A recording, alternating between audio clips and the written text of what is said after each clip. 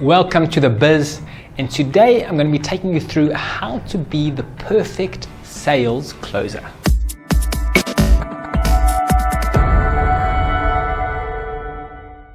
Most salespeople, again depending on the industry, but have typically about a 30% closing rate. They meet their customer. I'm not talking about the prospecting part. I'm talking about once they're sitting down with the customer, they usually have a 30% closing rate because they all follow the same process.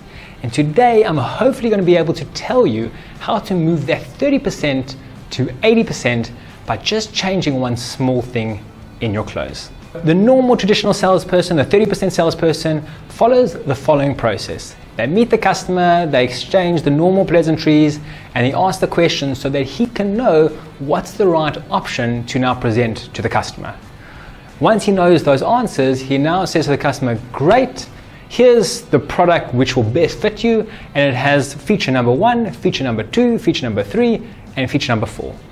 And that, regardless of industry, results in a very average closing rate. The exceptional salesperson, on the other hand, the 80% closer, does something slightly different. He also follows the original same process where he asks the question so he can know what to offer.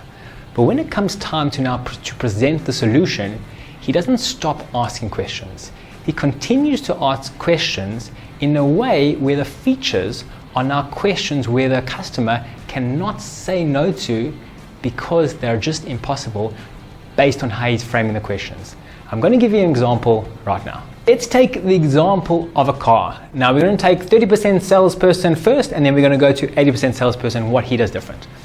So 30% salesperson and actually 80% salesperson ask the same initial questions. They say, customer, what's important to you? And the customer, through the question phase, he says, customer, is motor plan and a long service life important to you in the car? And the customer says, yes, that's something that I need, right? Then he goes, cool, and what about power? Like, what are you looking at in terms of that? And the customer tells them, I need something has a minimum horsepower of so much. Awesome. Question number 3, he says, cool, customer, from the interior of the car, do you want cloth, leather, like what's your budget saying? And the customer says, cool, I want leather. And the last question, he says, cool, how many kids do you have and how many times do you kind of take that car on a journey? And the customer says a lot of times, and from that, the salesperson can infer that, great, he probably needs a big boot space. Now at this point, the average salesperson, the 30%er goes one way and the 80%er goes the other. So the 30%er now says, cool, I now know what's important to the customer. And he says, great customer, the right car for you is car number X or car X. And car X has a 5-year motor plan. It has 300 horsepower. It has leather seats, and it has a boot space of whatever volume. The customer hears that, and he kind of hears half the things because he's used to a salesperson telling him all the good things and so on and so on. And sometimes he goes, 30% of the time he says, yeah, I'll go for it. And 70% of the time he says, yeah, okay, yeah, I'll think about it, or maybe I'll go meet someone else. Now the 80%er does something a little bit different. He takes all of those 4 benefits and changes them into a question which is almost impossible to say no to because he's framed it as such. So he says to the customer, cool customer, is it important to you to have a car where you don't have to worry if the service and the maintenance and the breaks down, that everything is covered?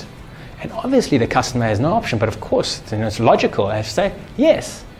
Second question the 80%er says is that, great, now do you want something that if you're on a highway and you really want to overtake someone, that you could just put your foot on the pedal and it would take over? Right? And the customer's like, okay, yeah, that's exactly what I want. You're in my brain, this is awesome, right? Third question he asks, cool, customer, just out of interest, we have a few options of interior of the car. Would you want something maybe a little bit more comfortable than the standard car, right? Kind of thinking about leather seats at the back of his head. And the customer's like, yeah, that's what I want, right? And the fourth thing he says, cool, right? You go on long journeys, right? That's what you told me. You've got kids, you go on long journeys. And, would you want a car that you can kind of fit everything in? You don't have to now buy a trailer on top of it, right? And the customer, of course, says yes, right? And now that final comfort, that the 80% salesperson now says, awesome customer, this is the car that kind of fulfills all the things that you've asked for, right? And the customer automatically has a totally different headspace than the 30% sales customer, because now the customer has actually chosen the car, as opposed to the salesperson choosing the car and saying these are the good parts about the car. Now the salesperson's just revealed at the final point what the customer's actually chosen, by framing the benefits into questions which are impossible to say no to. So I hope you can use that in future. If you like this video and if you think it will help you, please subscribe, hit the like button, and you'll get notified for more videos in the future. Looking forward.